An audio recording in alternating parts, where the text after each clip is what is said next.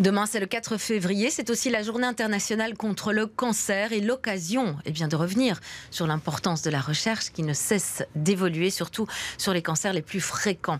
Car chaque année, on constate 26 000 décès, 71 000 personnes développent un cancer. Camille Payot, bonjour. Bonjour. Au niveau du dépistage, est-ce qu'on peut constater une évolution également ? Oui, il y a une évolution au niveau de la recherche en prévention, mais aussi au niveau du nombre de dépistages. Les chiffres étaient en baisse lors de la période du Covid, mais aujourd'hui, ils ont bien remonté. Une évolution qui s'explique par une balance entre les avantages et les inconvénients du dépistage. Car certes, la mortalité diminue grâce à cette prévention, mais cela apporte aussi son lot de stress et d'angoisse, avec des résultats faux positifs qui engendrent par la suite de nouveaux examens. Ainsi, la recherche en prévention évolue afin de s'adapter à chaque profil. C'est ce que nous explique Jean-Benoît Burion, chef de la clinique de prévention et de dépistage du cancer à l'Institut Bordet. Dans le monde du cancer, on est confronté à 4 gros tueurs. Le cancer du poumon, le cancer de la prostate chez l'homme, le cancer du sein chez la femme, et chez les deux, le cancer colorectal.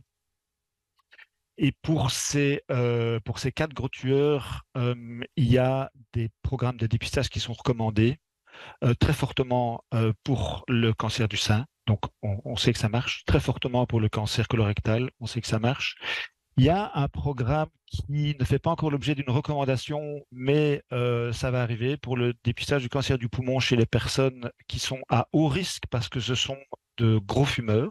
La nouvelle voie qui se dégage, c'est d'organiser les dépistages du cancer plutôt par niveau de risque. Et aujourd'hui, on est en mesure de mesurer ce niveau de risque avec une certaine précision, avec une certaine certitude, et donc de proposer aux gens aux personnes qui ont un risque supérieur, un dépistage un peu plus intensif, et de proposer aux gens qui ont un risque inférieur à la moyenne, un dépistage beaucoup plus passif, voire pas de dépistage du tout. Ça peut paraître étonnant, mais c'est ce qu'on est en train d'explorer.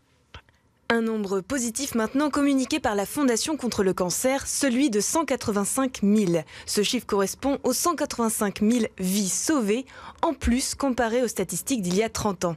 Et c'est grâce à l'évolution de la recherche et de la prévention. Un nombre en lien avec l'action Un ticket pour la vie, en partenariat avec les cinémas. Une action présentée par Sophie Adam, porte-parole de la Fondation.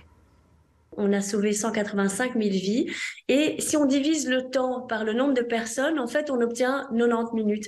Et 90 minutes, en fait, on a réalisé que c'était la durée moyenne d'un film, d'où cette idée en partenariat avec notre agence de créer cette campagne Un ticket pour la vie. On a été très, très favorablement surpris parce que vraiment le monde du cinéma, le secteur du cinéma s'est bien mobilisé autour de l'action et on a eu plus de environ 65 cinémas qui participent et on a en région bruxelloise 9 cinémas qui participent à l'action et donc c'est vraiment un beau succès de soutien de la part du secteur du cinéma.